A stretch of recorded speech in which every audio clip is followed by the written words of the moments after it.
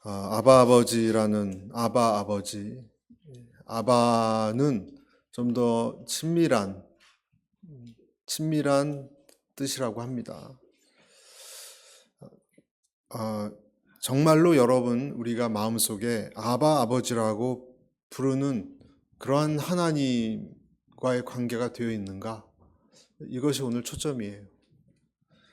그런데 아바 아버지라고 정말 자연스럽게 부르는 것은요, 절대로 그냥 되는 것이 아니에요. 그냥 되는 것이 아니에요. 어떤 믿음의 단계를 넘어가야 됩니다. 사람들 앞에 여러분 기도할 때는 그렇게 얘기할 수 있지만 여러분 개인적인 하나님에 대한 느낌을 제가 지금 말씀드리는 거예요. 오늘 읽은 말씀도 사실은 한 시대에서 다음 시대로 넘어가는 것에 대해서 이야기하고 있어요. 뭔가요? 그것이 율법의 시대에서, 여러분 율법, 은혜 이런 얘기 너무 많이 들으셨죠? 오늘 또 한 번 여러분 중요하기 때문입니다. 율법의 시대에서 은혜의 시대로, 종의 시대에서 아들의 시대로 넘어가는 거예요. 여러분, 어떤 그리스도인들은 하나님 믿는다고 하지만 아직 율법의 종처럼 살고 있는 분들이 참 많아요. 네, 머리로 아는 것하고 진짜 아는 것하고는 여러분 많이 다르기 때문에 그래요. 진짜 하나님 만난 사람은요, 뭔가 부드러워졌어요. 그러니까 하나님하고 진짜 하나님을 아버지로 생각해요. 그러나 또 그렇지 않은 사람도 많다는 것입니다. 율법에 대한 이것을 극복을 해야, 이겨내야 아들의 시대로, 진짜 신앙생활이 뭔지 이 시대로 넘어올 수가 있습니다. 그러면 이런 질문을 할 수 있어요. 율법은 나쁜 건가? 왜 괜히 율법이 앞에 있어서 방해를 하는 것일까? 이렇게 생각할 수가 있습니다. 율법이 나쁜 것이면 하나님이 그 나쁜 것을 처음부터 왜 불필요하게 만드셨을까? 이런 생각할 수 있지 않습니까? 잘 이해가 안 될 수 있어요. 하지만 결론부터 말씀드리면 율법은 악한 것도 선한 것도 아닙니다. 율법은 이스라엘이 초보 단계에 있었을 때, 그러니까 구약 시대에 머물러 있었을 때 필요했었던 것이고, 교회의 시대라 그러죠. 예수님이 오신 그 시대부터는, 복음의 시대 때는 그때는 그렇게 필요한 것이 아닙니다. 그 전같이. 왜냐하면 내 죄악이 드러나기 때문에 그 율법의 시대에, 구약의 시대에는 그때는 필요했어요. 하나님이 무엇을 원하는지 알려주어야만 했던 시대가 있었기 때문에 그 율법이 필요했지만 사실 많은 여러 가지 규정들이 있었기 때문에 그 아래에서 우리는 자유롭지 못했습니다. 그래서 갈라디아서 3장 24절에 이런 말씀이 있어요. 이같이 율법이 우리를 그리스도께로 인도하는 뭐가 됐다고요? 초등교사가 되어 우리로 하여금 믿음으로 말미암아 의롭다함을 얻게 하려 함이라. 그러니까 율법이 한 일은 뭐냐면 초등교사예요, 여러분. 초등교사 뭡니까? 어렸을 때 이 버릇이 나쁘고 이렇게 자꾸 그걸 고쳐야 되는 삐뚤어진, 어려서는 다 자기 맘대로잖아요, 여러분. 그냥 동생을 뾰족한 걸로 막 때릴 수도 있고, 위험하면 그걸 뺏어야 되고, 야단을 쳐야 되고, 뜨거운데 손 대면 안 되고, 뭐 이런 것들이 있잖아요. 그리고 해코지 하려고 하는 마음, 그런 것도 고쳐야 되니까 그런 것을 드러내고 고치는 역할이 율법이었다는 거예요. 병원으로 치면은 여러분 엑스레이 같은 겁니다. 병원으로 치면 엑스레이나 CT 촬영 같은 것입니다. 여러분, 그것이 필요 없습니까? 그것이 있어야 내 병이 어떤지 쫙 촬영을 해서 뭐가 병인지 드러나잖아요, 여러분.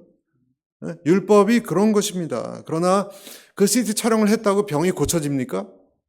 병 고치는 것하고 그 촬영하는 거, 엑스레이나 이런 것하고는 전혀 다른 문제예요. 그렇죠? 진단만 한 것입니다. 진단만 하는 것이 여러분 율법이에요. 그래서 율법이라는 것은 내가 어느 부분이 잘못됐고 심각한지를 알려주는 것이기 때문에 결국은 여러분 촬영을 하고 나서 어디로 인도해요? 치료하는 의사한테 인도하잖아요.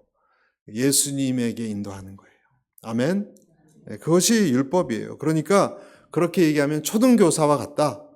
성경은 그렇게 말을 하는 것이 율법이라는 것입니다. 어느 가정에 엄한 가정교사가 있다고 하죠. 만약에 그러면 아이를 때로는 꾸짖고 때로는 회초리로도 훈육을 해서 아이를 잘 자라게 합니다. 그렇지만 문제는 뭐냐면 아이는 그때 그 가정교사가 너무 무서운 거예요. 그래서 성인이 되고 나이는 많아졌을 때도 옛날 가정교사 생각하면 좀 무서워하는 그런 두려움이 있습니다. 그런데 이제 16살이 지나고 성인이 되어서 자기가 주도적으로 이제 더 높은 스승들에게 학문을 배우기 위해서 떠나면 옛날 초등교사는 이제 필요하지 않잖아요. 그렇죠? 이제는 성장했으니까 짐을 싸가지고 떠나야 됩니다. 그래서 옛날 고대 사회에는 두 종류의 선생님이 있었대요. 첫째가 앞에 말씀드린 파이다고고스. 파이다고고스. 여기서 페데고지라는 영어 단어가 나왔는데 파이다고고스. 이 말이 무례하고 교활한 아이를 아주 세게 통제해서 길들이는 초등교사를 파이다고고스라고 이야기를 하고, 나중에 디다스칼로스는 더 인격적이고 수준 있는 과목을 가르치는 고등교사를 뜻하는 거라고 합니다. 그러니까 파이다고고스가 있고 말이 잘 안 나오네. 디다스칼로스가 두 가지가 있어서 하나는 초등교사요, 하나는 더 높은 수준의 학문을 가르치는 그 선생님으로 나누어서 한다는 거예요. 그래서 고대 귀족 집안에는 어렸을 때 이 파이다고고스에 의해서 철저하게 관리와 통제를 하다가 어느 정도 나이가 되면 디다스칼로스에게 딱 넘겨준대요. 그러면 그 역할이 끝나는 거예요. 그러면 그 사람은 초등교사에서 노임을 받는 사람이에요.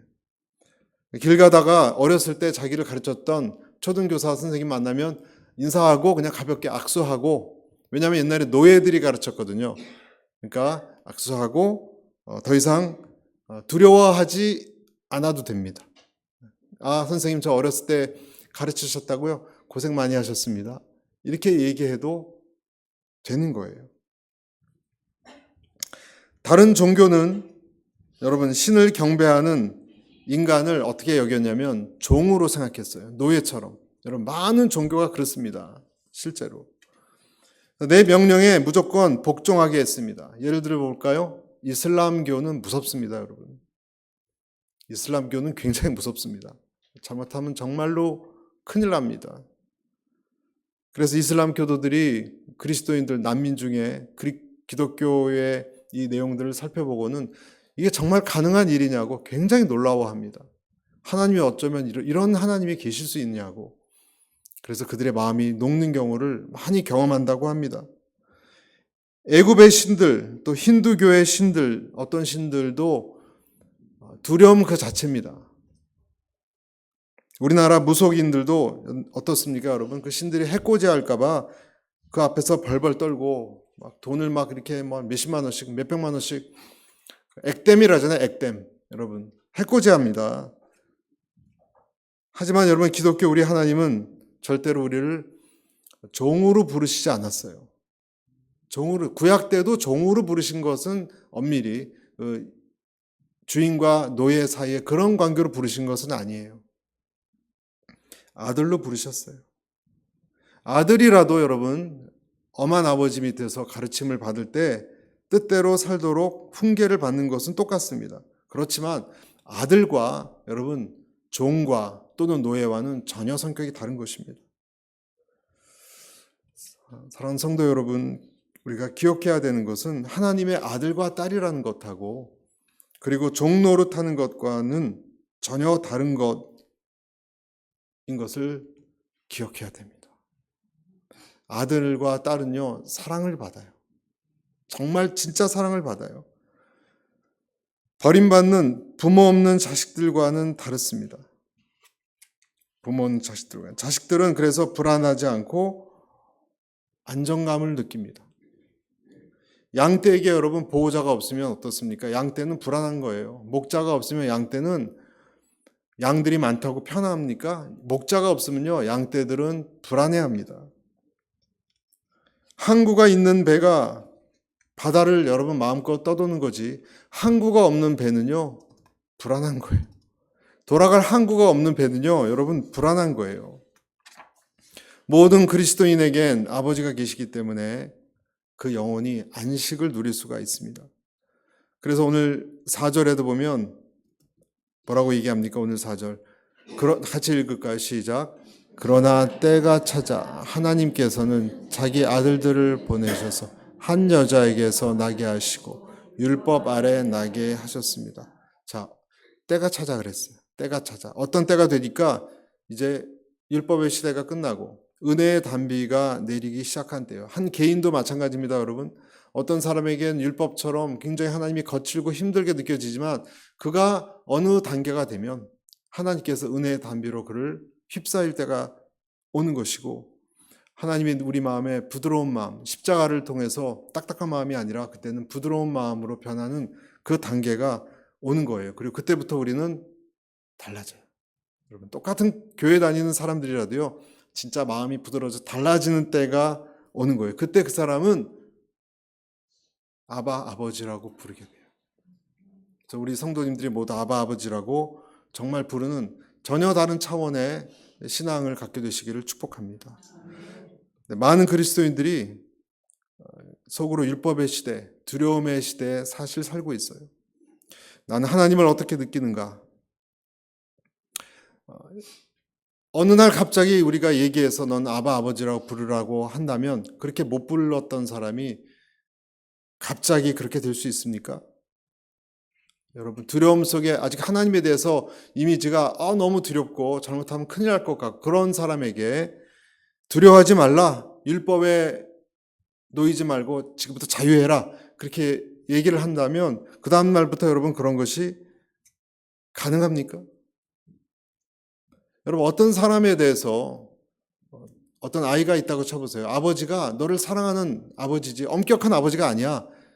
옆에서 어떤 삼촌이 아무리 얘기를 한다고 아이가 그 다음 날부터 아버지를 아빠, 아버지 그렇게 부를 수 있는 아이로 변합니까? 그렇지 않아요. 언제 그것을 가능하게 됩니까? 언제 가능하게 되냐면요, 하나님의 사랑의 진심이란 걸 깨우칠 때예요. 깨우칠 때예요. 그러니까 하나님의 사랑, 십자가, 이것에 내 심지가 녹지 않으면 아무리 하나님의 사랑이시다 그래도 여러분, 오래 교회를 다녀도 내 심지가 거기에 터치가 탁 돼서 녹지 않으면 계속 딱딱한 채로 있고 하나님 그름은 여전히 무서움과 그 하나님에 대한 경계심이 풀어지지 않아요. 그래서 오늘 두 가지를 말씀드리고 원하는데, 아바 아버지라고 부를 수 있는 이유는 두 가지예요. 첫째는 뭐냐? 첫째는 같이 읽겠습니다. 시작. 하나님의 본심을 파악해야 됩니다. 하나님의 본심. 예레미야 애가 3장 33절에 이런 말씀이 있어요. 주께서 인생으로 고생하게 하시며 근심하게 하심은 뭐가 아니라고요? 본심이 아니라. 구약에 심지어 무서운 하나님의 심판도, 징계도, 그런 율법도 어떻게 해서든지 나를 죄와 멸망으로 나아가지 않게 하려고 하시는 하나님의 어떤 방법이에요, 여러분. 아이가 나쁜 데에 손을 대서 그것을 흡입하면 안 좋은, 그런데 막 가고 그런 친구들 만나면 어떡하겠습니까, 여러분?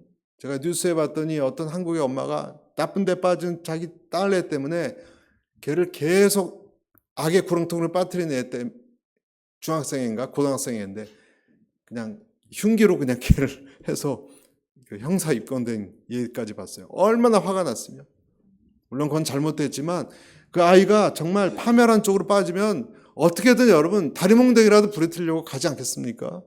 그 마음을 그 본심을 이해하지 못하고 하나님이 왜 자꾸 내 앞길을 가로막는가? 버스 차비도 안 주고 말이에요. 그 딸한테 만약에 너 일찍 안 오면 안 된다고 막 전화해다고 막 잔소리하고 너 용돈도 끊는다 이렇게 한다고 해서 엄마가 나쁜 엄마인가요, 여러분? 그 마음의 본심을 알아야 되는 거잖아요. 왜 그렇게 하는 것인지. 엄격한 초등교사 얼굴로 우리에게 느껴졌겠지만, 율법의 얼굴로 하나님이 우리를 위해서 사실은 성육신 하셔서 예수님의 이름으로 예수님의 모습으로 다가오시기까지 하는 그런 하나님이에요, 여러분. 예수님으로 오셨다는 거. 성탄절이 다가오고 있지만 그것이 뭐예요? 하나님의 본심이에요. 여러분, 하나님의 본심이에요. 사람도 마찬가지입니다, 여러분. 사람도 누구를 교제하다 보면 처음에 아주 막 밥도 맛있게 먹고 그냥 첫인상도 좋고 다 좋아요. 말도 잘하고. 그런데 여러분, 시간이 가서 그 사람 본심을 눈치챌 때 어떻습니까? 그 사람 본심이 눈치챌 때 그 사람에 대해서 다시 평가하잖아요. 반대로 처음에는 그냥 별론 것 같았던 사람도 그 본심을 알게 되면 그 사람에 대해서 감화를 받습니다. 그렇지 않습니까, 여러분? 하워드 핸드릭스라는 사람이 그 기독교계에서는 이 리더십적으로 유명한 사람이에요. 하워드 핸드릭스라는 사람이 영적 지도력으로 많은 사람들에게 영향을 끼친 사람인데, 이 사람은 태어나기 전에 부모님이 이혼해서 아버지 없는 가정에서 자랐어요. 그리고 부모 다 이 사람 핸드릭스의 영적인 어떤 상태에 대해서는 당연히 관심이 없었습니다. 뭐 그가 죽든 지옥에 가든 무관심했어요. 10살 정도가 됐을 때 어느 날 구슬치기에 열중하고 있었어요. 10살이 됐는데 그냥 길바닥에서 키가 한 190cm 되는 거구가 다가와서 말을 건넸습니다. 뭐라 그랬느냐? 교회 학교 안 갈래? 썬데이 스쿨에 안 갈래? 근데 이 하와드라는 이 주인공은 너무 황당하고 기분이 나빠서 쳐다보지도 않고 고개를 젓습니다. 그랬더니 그 등치 큰 사람이 구슬치기 하자. 구슬치기 하지 않을래? 그래서 그걸 물었더니 그때부터 구슬치기에 빠져들었대요. 이 덩치 큰 사람하고. 이 하와드는 최고의 구슬치기 소년이었는데 자기보다 나이도 많고 덩치도 큰 그 사람이 무릎을 꿇고 자기와 계속 게임을 한 것에 대해서 조금씩 마음이 뺏겼습니다. 그래서 나중에는 그 사람이 어디든지 가면 따라가고 싶은 마음이 생겼어요. 이 덩치 큰 사람의 이름은 월트라는 사람이었고 근처 교회의 교회학교 선생님이었어요. 그리고 그 다음에 여러 해 동안에 이 월트라는 사람은 주인공 하워드의 인생에 깊은 영향을 미쳤습니다. 이 덩치 큰 월트는 매번 하워드를 그 친구들과 함께 교회학교에 하이킹에 데려갔어요. 그 리트릿 같은 데 데려간 거예요. 거기서 숲을 뛰어다니고 수영을 하고 그렇게 같이 놀았습니다. 그런데 알고 봤더니 월트 선생님은 자기 심장에 이상이 있어서 그렇게 막 뛰고 그렇게 하면 안 돼요. 그런 게 있음에도 불구하고 상관없이 같이 뛰어다니고 같이 놀고 그랬습니다. 나중에 이 하워드가 고백합니다. 그 선생님은 정말 우리를 사랑한 것 같다고. 그래서 그렇게 한 것이라고. 그리고 나한테 아무 조건 없이 나 같은 그러한 출신의 사람에게 사랑을 베풀었던 처음 만난 사람이었다. 이 월트는 교회 학교에서도 공과 공부를 아주 성실하게 준비했습니다. 아주 지혜로운, 얼마나 열심히 준비했는지 모른대요. 근데 이 덩치 큰 사람은 사실 직업으로는 금속으로 틀 짜는 금형 작업 일을, 험한 일을 하는 사람이었고 피곤한 사람이었는데 그렇게 열심히 했다는 거예요. 그래서 자기뿐만 아니라 그 동네 13명 중에서 또 그 중에 9명 정도는 다 결손 가정에서 자란 아이들이었는데 아주 거칠고 그런 아이에게도 그렇게 해서 나중에 13명 중에 11명이 목회자가 됐다고 합니다. 월트는 초등학교밖에 나오지 못한 사람이었는데 이 아이들에게 이런 영향력을 끼쳤다는 것은 정말 놀라운 일이다라고 이야기합니다. 나를 낮춰서 나에게 맞춰서 다가오는 사람, 여러분 그런 사람들은 내 마음을 열게 해요. 왜? 본심이 느껴지니까. 여러분 본심이 느껴지니까. 여러분 사람이 그 사람의 본심이 나한테 와닿을 때 내 마음의 긴장을 내려놓고 그를 맞이합니다. 여러분, 그 전까지는 우리는 사람들 잘 믿지 않습니다. 여러분, 우리는 이 너무 거치고 험한 세상이라 사람들을 잘 믿지 않습니다. 우리는 어떻게 보면 믿었다가 오히려 당했던 그런 경험이 훨씬 많은 상처받은 영혼들이에요, 우리는. 여러분, 그렇지 않습니까? 사람들로부터 상처 안 받은 사람이 있습니까? 다 나중에 알고 봤더니 다 자기 일속 차리려는 사람들 때문에 우리는 상처만 많이 받았어요. 잘 안 믿어요, 여러분. 솔직히 안 믿어요, 잘. 어린 도망자란 얘기가 있어요, 여러분. 어린 도망자. 어린 도망자라는 유명한 얘기가 있는데 이런 얘기예요. 어느 날 어린 도망자 한 명이 적군의 눈을 피해서 조그만 마을에 왔어요. 숨으려고 왔어요. 소년병이에요, 소년병. 사람들은 도망자에게 친절히 대해줬고 묵을 장소까지 다 제공해 줬는데 얼마 후에 이 도망자 소년을 찾는 다른 군대 병사들이 와르르 와서 소년병이 여기 분명히 숨어 들어왔는데 어디 있느냐고 추궁하기 시작했습니다. 그러니까 모두 깜짝 놀라고 겁에 질리기 시작했어요. 이 병사들은 동트기 전까지 도망자를 내놓지 않으면 마을에 불을 지르고 마을 사람들 죽여버리겠다고 협박을 했습니다. 그러니까 마을 사람들은 목사님을 찾아갔어요. 어떻게 해야 될지. 그래서 목사님은 이 소년을 정말 적에게 넘겨줘야 될지 아니면 마을 사람들이 다 죽게 내버려둬야 될지 고민하다가 여러분 어떻게 해야 됩니까? 방에 들어가서 성경을 읽으면서 동트기 전에 해답을 받기를 원했어요. 밤새 기도했어요. 꽤 시간이 흘러서 새벽이 되었을 때 이 목사는 말씀 한 구절을 보게 됐습니다. 뭐라고 돼 있냐? 온 민족이 멸망하는 것보다 한 사람이 죽는 편이 낫다. 그 성경을 덮고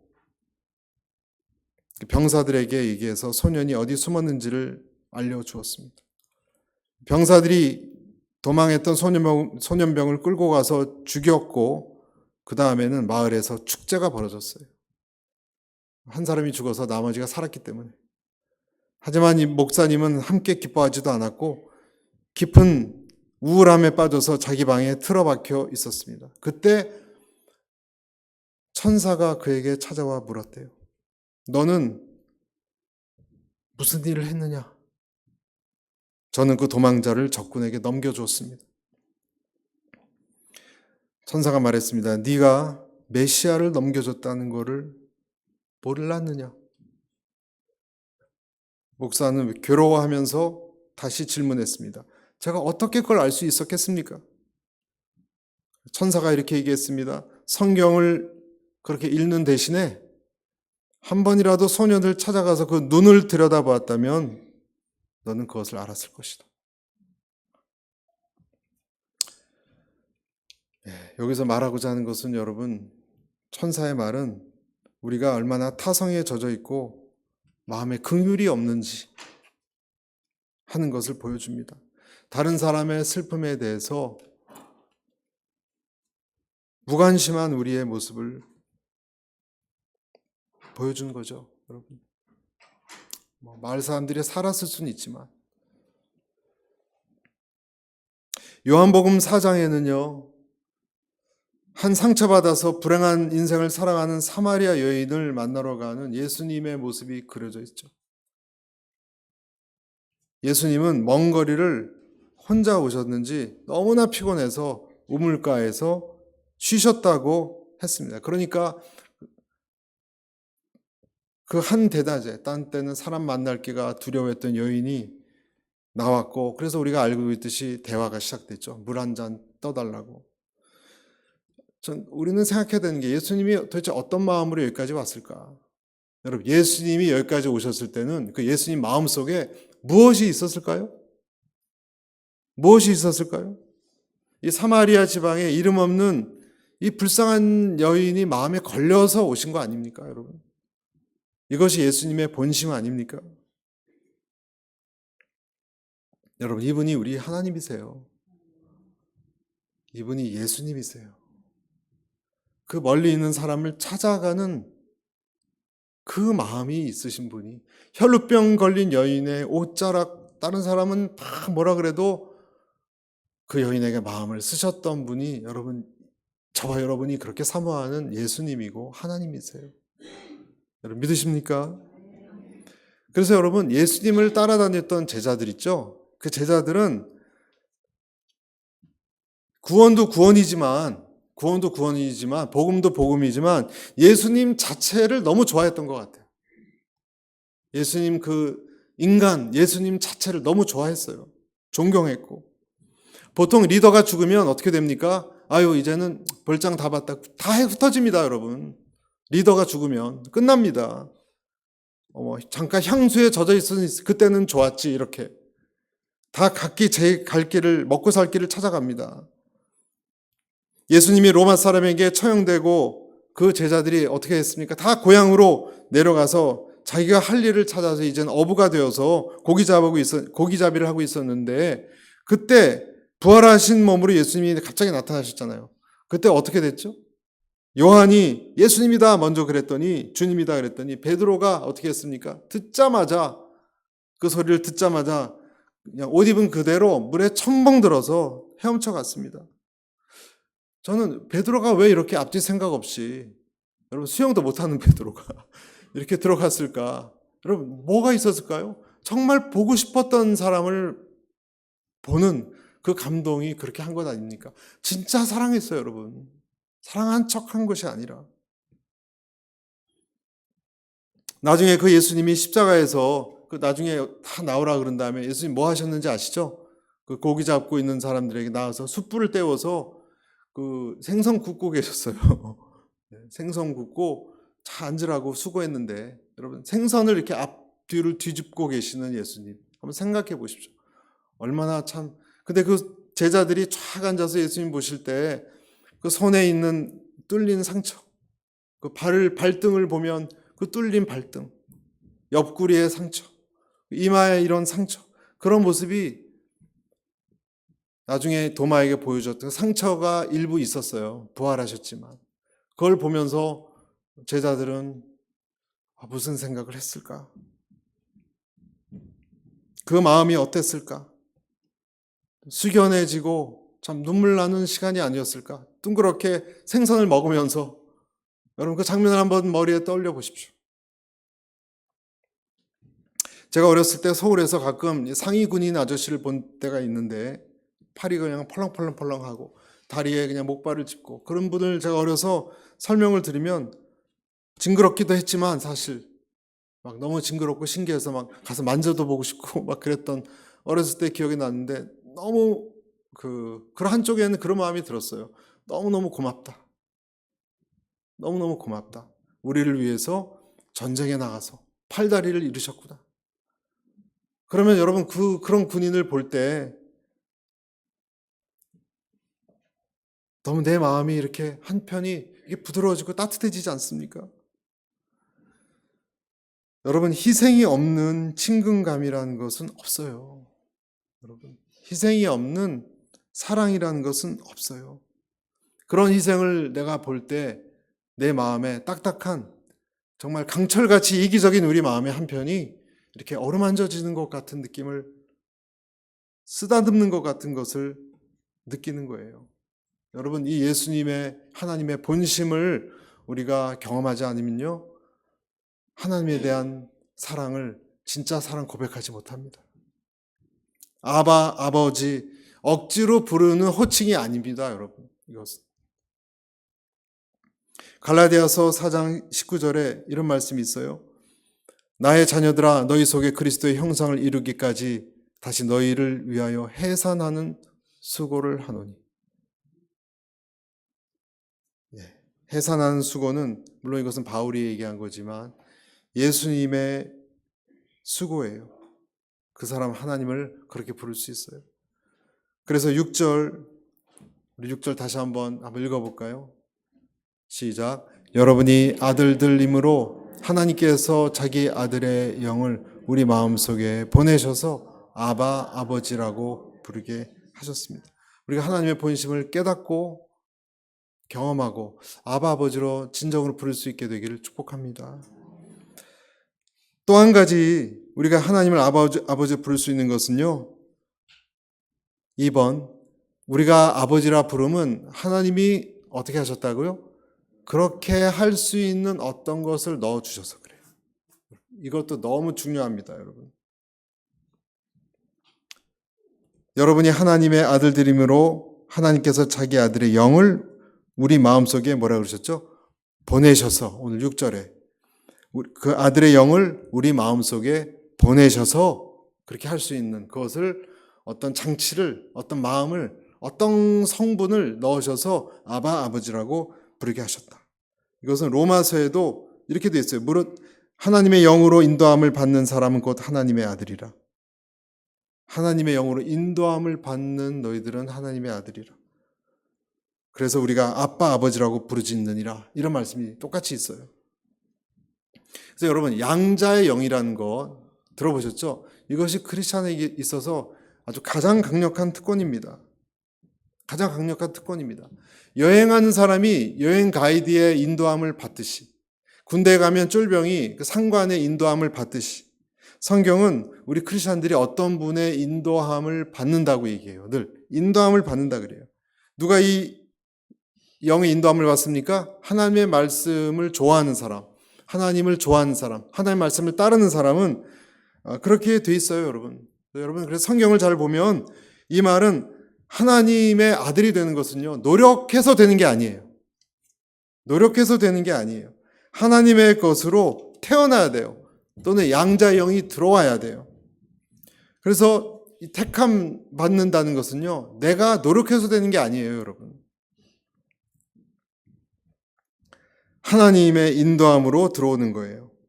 한 양자의 영이 내게 들어올 때 어떤 식이건 우리가 아바 아버지라고 부르게 된다는 거예요. 여러분, 아브라함을 한번 생각해 보세요. 아브라함은요, 최초로 어떤 사람이죠? 하나님이 어떤 사람이에요? 부르시어서 부르심에 응한 사람이에요. 맞습니까? 아멘. 네, 여러분, 순서를 잘 보세요. 하나님이 먼저 선택했기 때문에 부르신 거예요. 내가 응답해서가 아니에요, 여러분. 불러줘야 내가 응답을 하죠. 하나님이 먼저 아브라함을 선택했던 게 먼저입니다. 부르심을 위해서 노력했단 말이 없습니다. 택함이 없으면 응답도 없고 반응도 없습니다. 그러니까 주도자는 하나님이에요. 여러분, 그래서 사람이 설교로 바뀌지 않아요. 설교로. 사람이 어떤 교육을 받아서 변화되지 않습니다.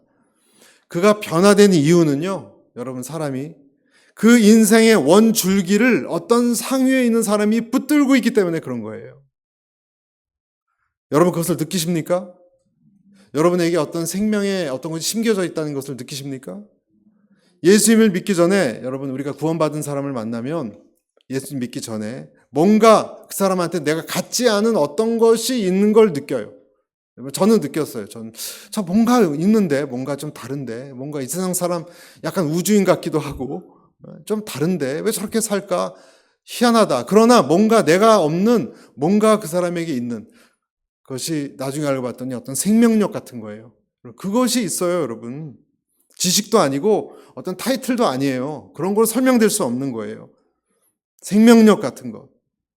여러분, 그래서 그 사람에게 그 씨앗 같은 것이 들어가면요, 마치 나방이 나비가 돼서 그 거친 과정을 다 통과하면서 결국 되는 것이 험한 거지만 아름답게 변하잖아요, 여러분. 아름다운 나비가 되는 것 같은 곤충이 나비가 변화되는 과정을 겪기도 하지만, 그 왜 그러느냐? 어떤 생명이 들어가서 그래요. 그래서 아브라함이 하나님에게 부름을 처음 받았지만, 여러분, 그 아브라함을 살던 데서 끌고 나온 것이 하나님이 아니라는 것, 여러분, 창세기 다시 읽어보면 아실 겁니다. 처음 아브라함을 데리고 나온 사람은요, 아비 데라예요, 데라. 데라가 데리고 나와서, 그 전까지 아브라함은 나올 생각이 별로 없었어요. 데라가 데리고 나왔습니다. 하나님이 아브라함을 부르셨지만 처음엔 그런 용기도 없었고 그런 마음도 없었어요.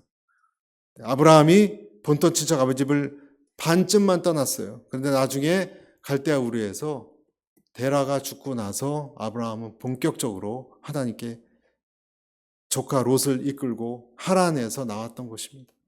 그러니까 무슨 얘기입니까? 씨가 심겨지고 나서 상위에 어떤 분이 붙들고 있는 나를 끌고 나오는 이 그리스도인의 때로는 험할 수 있지만 찬란한 과정이 있는 거예요. 그러면 때가 되면 아바, 아버지라고 부르는 거예요.